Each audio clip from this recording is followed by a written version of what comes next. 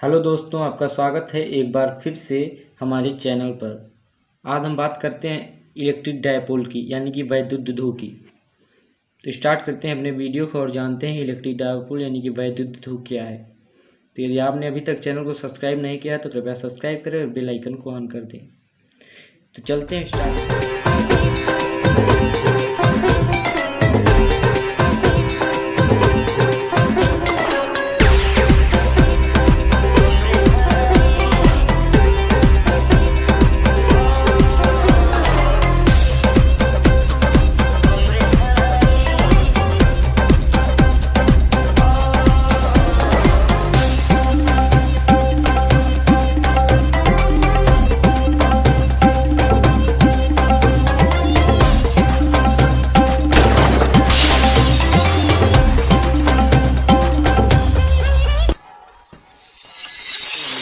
Dipole, जिसे हम वैद्युत द्विध्रुव कहते हैं, यह क्या है। तो यदि हम लेट करें कि कोई दो समान परिमाण के आवेश तथा जिनकी प्रकृति विपरीत है, यानी कि एक धन आवेश और ऋण आवेश एक है।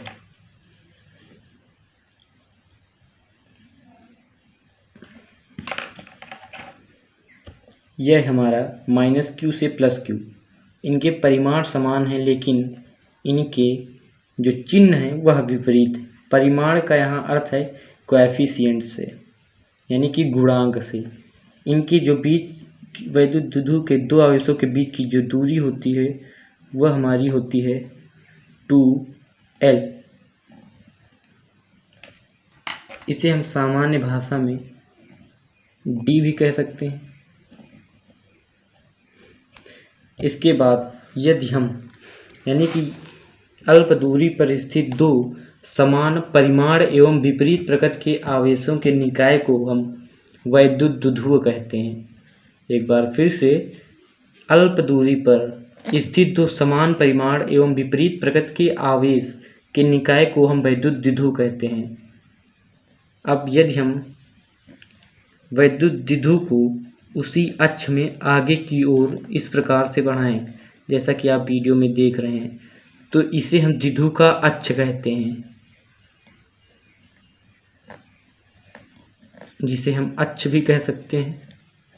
इसके बाद यदि इसे हम यहाँ लंब रूप में बढ़ाएं,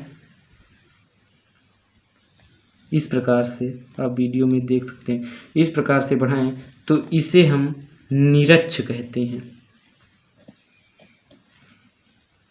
यह थोड़ी सी बेसिक इंट्रोडक्शन थी वैद्युत द्विध्रुव के विषय में। अब हम और आगे बढ़ते हैं और जानते हैं कि वैद्युत द्विध्रुव आघूर्ण किसे कहते हैं।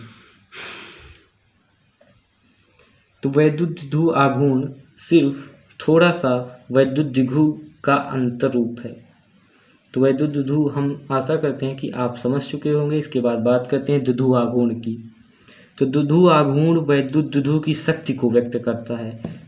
द्विध्रुव आघूर्ण एक सदिश राशि होती है। इसकी दिशा हमेशा, यह आपको ध्यान देने योग्य बात है कि द्विध्रुव आघूर्ण, जिसे हम सामान्यतः p वेक्टर से व्यक्त करते हैं, इसकी दिशा ऋण आवेश से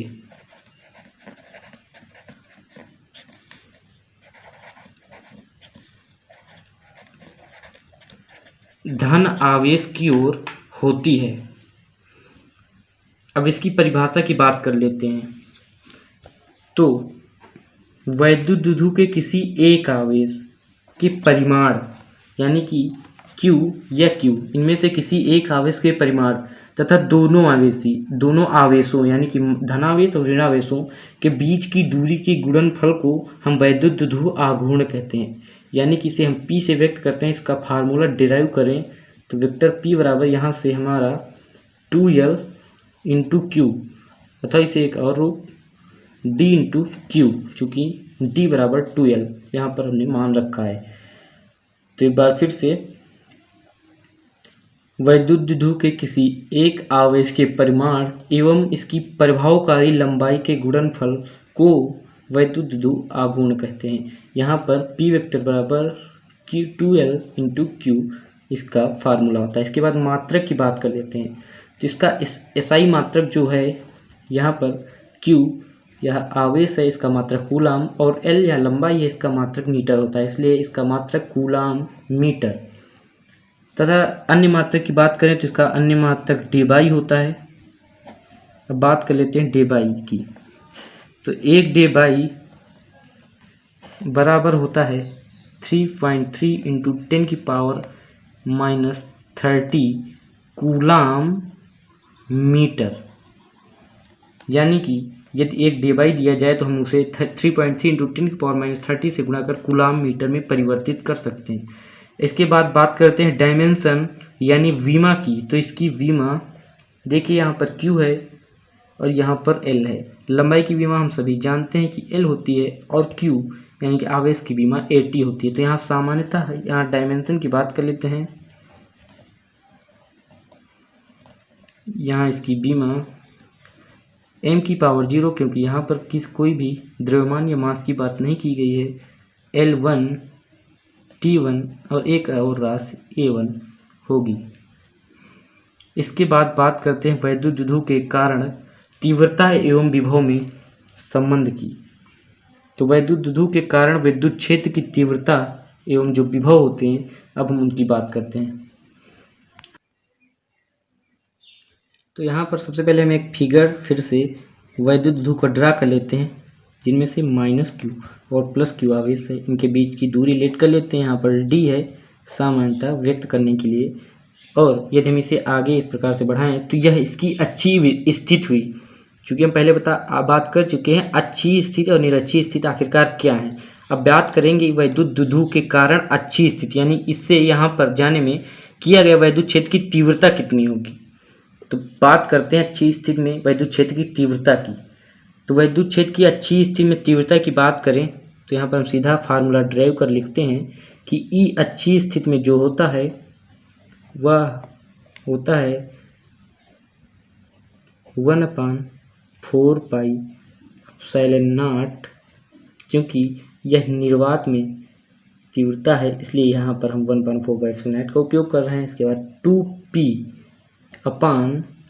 और दिशा की बात करते हैं तो माइनस से +Q की ओर।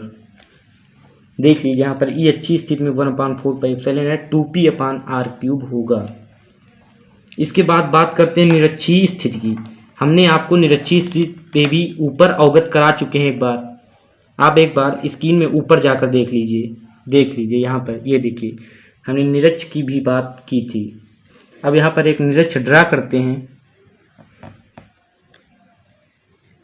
ये हमारा निरक्ष हुआ। अब इसके कारण निरक्षीय स्थिति में हम किस प्रकार से वैद्युत क्षेत्र की स्थिति का सूत्र डिराइव करते हैं, देखिए आप यहाँ पर E निरक्षीय की बात करें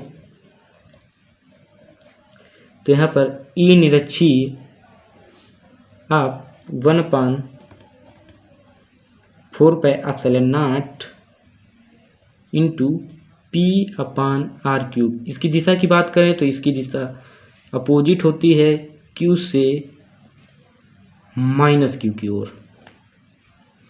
तो और आगे बढ़ते हैं और देखते हैं कि इन फार्मूलों को हम बिना याद किए किस प्रकार से डिराइव कर सकते हैं। तो हमें सिर्फ एक फार्मूला, यदि हम व्यापक जनरल फार्मूला पढ़ लें तो इन्हें याद करने की हमें कोई भी आवश्यकता नहीं है।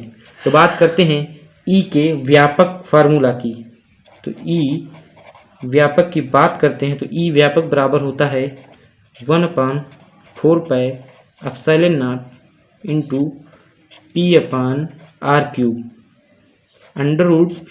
√1+3 cos²θ। अब हम बात करते हैं इसी से अच्छी और निरक्षीय स्थिति दोनों की कंडीशनें निकलती हैं। यदि हम अच्छी स्थिति में रहते हैं, जैसा कि आप स्क्रीन पर देख सकते हैं, अच्छी स्थिति में रखते हैं तो देख लीजिए आप, ये देखिए एंगल देखिए इसका 0 अंश रहता है। और यदि निरक्षीय स्थिति में रहते हैं तो ये लंब रूप का कार्य करता है, इसका एंगल 90 अंश रहता है। आप स्क्रीन पर देख लें, भली प्रकार से हमने यहाँ पर बनाकर डिराइव कर दिखाया है। तो आपको ई व्यापक में सिर्फ 2 कंडीशनें याद रखनी हैं। यदि आपको अच्छी स्थिति के लिए यहाँ से फार्मूला ड्राइव करना है तो यहाँ पर आपको थीटा के स्थान पर 0 अंश, तो cos 0 की बात करें तो यह 1 होता है, तो यहाँ पर 3 + 4 हो जाएगा और अंडर रूट से 4 बाहर आएगा तो यहाँ पर 2 हो जाएगा। जैसा कि हमने देखी अच्छी स्थिति में 1/4 2p/r³, ऐसा फार्मूला डिराइव कर चुके हैं पहले से ही।